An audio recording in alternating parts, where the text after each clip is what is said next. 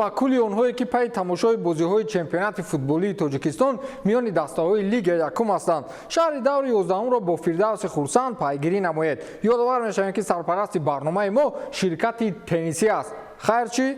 سر می‌کنیم.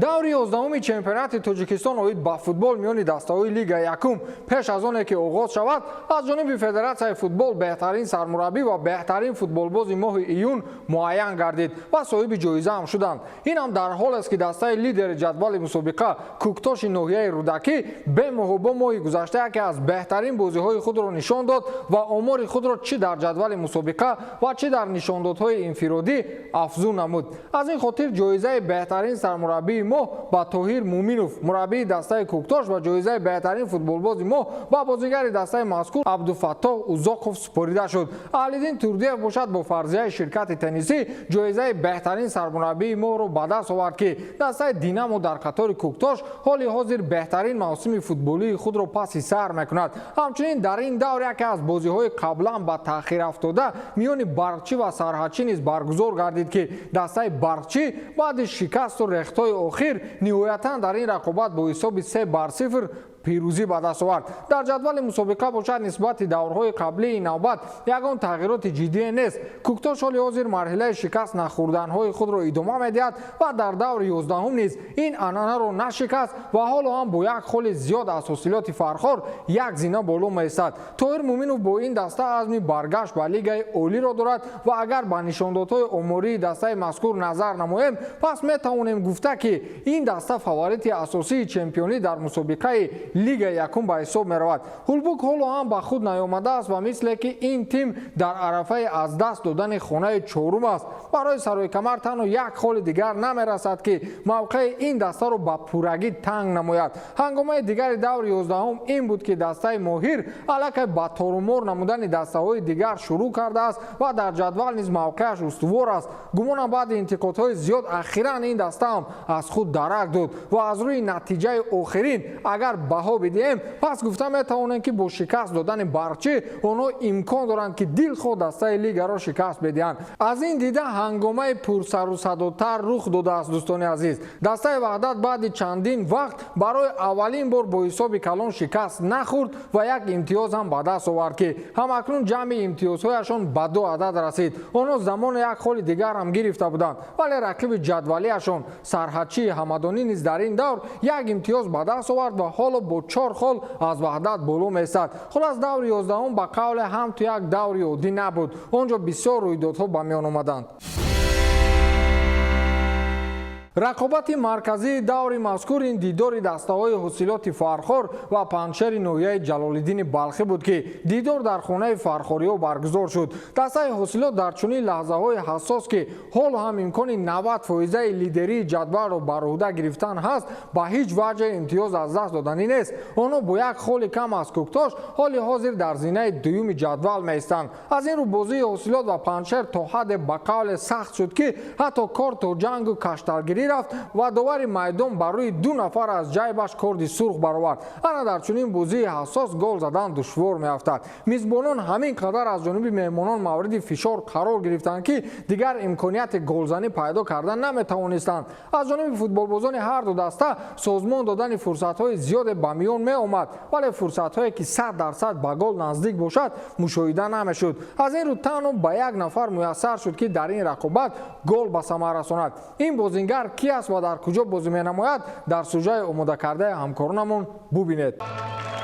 دسته حاصلات نویای فرخار در دور 11 چمپیونات تاجیکستان بین دسته‌های لیگ یکم در میدان خود دسته پنجشیر نویای جلال‌الدین بلخی را قبول نمود. دسته حاصلات با حیث مدعی اساسی در این بازی از دقیقه‌های اول برتری را به دست گرفته چندین حالت‌های خوب گلزنی را سازمان داد که این هجوم‌ها چندان نتیجه‌های دلخواه به دست نآوردند. دسته پنجشیر نیز در خط هجوم چند حالت خوب گلزنی را به میان آورد ولی با کوشش دروازه‌بان دسته حاصلات حالت‌های به عمل آمده برطرف کرده شدند. ҳамин тариқ дидори дастаҳо дар қисми аввали бозӣ бидуни гол 0-0 ба анҷом расида дастаҳо ба танаффус баромаданд. дар оғози нимаи дуюми бозӣ бошад футболбозони соҳибони майдон тавонистанд ки бо як ҳуҷуми тезкори худ вазъияти ногуворро барои дастаи Панҷшер созмон диҳанд ки дар натиҷа баъди зарбаи дақиқи сарбони дастаи ҳосилоти Фархор Хайрулло Азизов туп ба дарвозаи меҳмонон ворид гардид. ҳамин тариқ дастаи ҳосилот бо ҳисоби 1-0 ба пеш баромад. бо гузашти чанд дақиқа баъди қоидавайронкунӣ дар дохили майдон ҳимоятгари дастаи ҳосилоти Фархор Ҳасан Рустамов ва ҳамлавари дастаи Панҷшер Акмал Саидов бо корти сурх муҷозот шуда аз майдон хориҷ карда шуданд. дар идомаи бозӣ ҳар ду даста боз ҳам барои тағйир додани ҳисоби бозӣ талош варзиданд, вале кӯшиши дастаҳо бенатиҷа анҷом ёфта дастаи соҳибони майдон ҳосилоти ноҳияи Фархор ғолибияти навбатии худро дар доираи бозиҳои Лигаи Якум ба даст оварда бо касби 28 имтиёз то анҷоми бозиҳои дигари Лигаи Якум ба зинаи аввали ҷадвали мусобиқа баромаданд.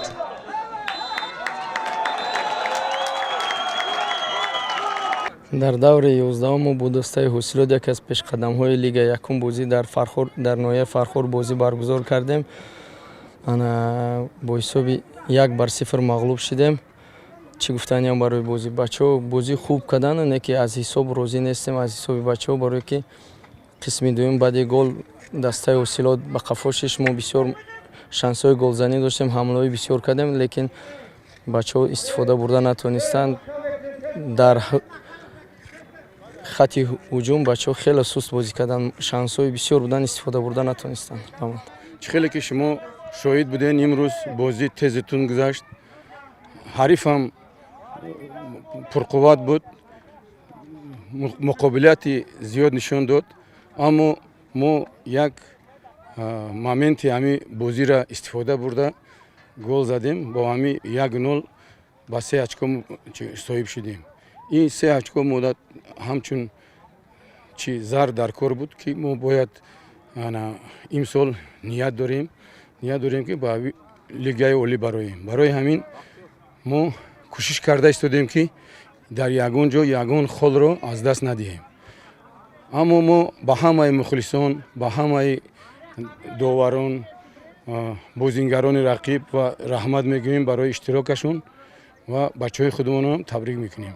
бозиҳои дигари даври 11 чемпионати Тоҷикистон оид ба футбол миёни дастаҳои Лигаи Якум ба таври зайл сурат гирифтанд. бозии мавқуфшудаи худро дастаи Барчи бо Сарҳадчии Ҳамадонӣ бо пирӯзӣ паси сар намуд. Барчи ба дарвозаи Сарҳадчӣ 5 голи беҷавоб зад. Динамо ҳарчанд бо ҳисоби 3-2 дастаи Гулистонро шикаст дод, вале рӯҳияи дастаи Гулистон боиси таҳсину офарин аст. онҳо дар муқобили дастаҳои таҷрибадори лига беҳтарин бозигузориро нишон медиҳанд ва футболбози ин даста Муҳсин Рустамзода ҳоли ҳозир аз кули футболбозони лига дида бештар гол задааст. ҳосилоти Фархор бозии мушкили худро бо пирӯзӣ паси сар кард ва дастаи ноҳияи Ҷалолиддини Балхиро бо ҳисоби 1-0 шикаст дод. Саройкамар ва Ҳулбу ки рақиби асосии ҷадвалӣ ба ҳисоб мераванд, натиҷаи дидорро 2-2 мусовӣ намуданд. дастаи Моҳири Ёвон ки то чанда пеш ҳамчун дастаи заифтарин муаррифӣ мешуд, ин навбат ба дарвозаи Балхчии ба қавли Воима 1-1 ба задани 5 голи дуҷавоба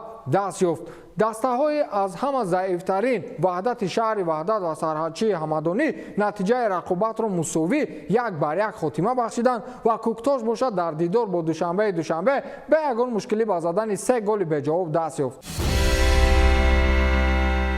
дар ҷадвали умумии мусобиқа ягон тағйироти ҷиддӣ нест, фақат ин навбат ҳангомаҳо ба миён омаданд. дастаи Кӯктош ҳафтаи сеюм аст ки дар садри ҷадвали мусобиқа қарор дорад ва шумораи холҳояшон феълан ба 29 адад расидааст ки ҳеҷ аз дастаҳои дигар ин шумор имтиёз надоранд. ҳосилоти Фархор ба як холи кам, яъне бо 28 имтиёз дар мавқеи дуюми ҷадвал қарор дорад. Динамо бо 25 имтиёз дар ҷои сеюм аст ва Ҳулбук бошад баъди марҳилаи нобарори майдондориаш ҳамакнун бо 19 имтиёз дар зинаи чоруми ҷадвал қарор дорад ки бо чунин суръат рӯзҳои наздик дастаи Саройкамари 5 метавонад мавқеи ӯро дар ҷадвал ишғол намояд.